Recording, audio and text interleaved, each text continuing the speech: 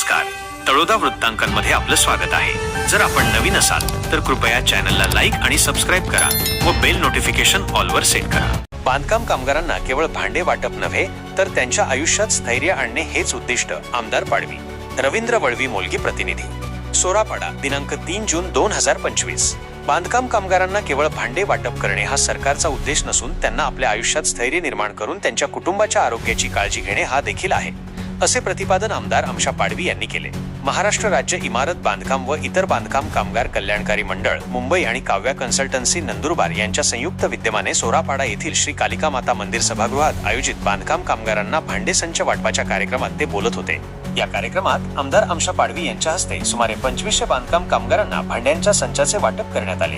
या प्रसंगी आमदार आमशा पाडवी, लक्ष्मण वाडिले, संध्या पाटील, मगन वसावे आणि दिनेश वसावे यांनी उपस्थितांना मार्गदर्शन केले. कार्यक्रमाच्या यशस्वीतेसाठी शिवसेना पदाधिकारी, कार्यकर्ते आणि काव्या कन्सल्टन्सीच्या कर्मचाऱ्यांनी परिश्रम घेतले.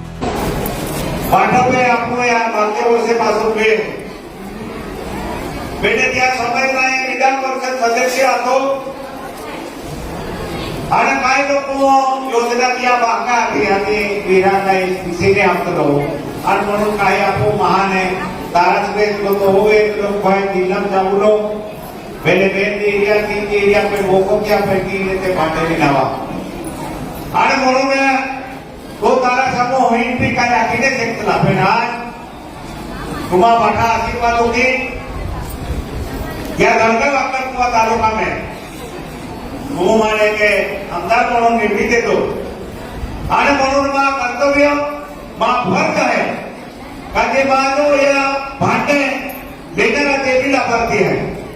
या लाभार्थी ने आपको हो किया व्यवस्था किया जाके ते निराश होते आणि म्हणून हे पेढी आज सुरुवात आहे.